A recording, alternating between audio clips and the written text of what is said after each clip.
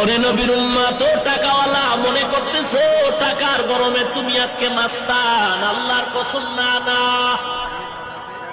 তুমি যত বড় টাকার মালিক হও, তোমার পেছনে মায়ের দোয়া, যদিও মনে করো মা তোমারে গালি দিয়েছে, ধমক দিয়েছে, কিন্তু মা তোমার সামনে ধমক দিয়া ঘুমায় নাই, ঘুমায় নাই।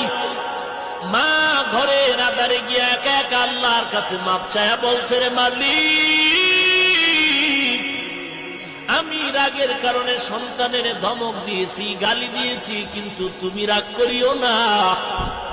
আমি রাগের কারণে বলেছি আমি মাপ চাই, আমার সন্তানের মাফ করে দাও।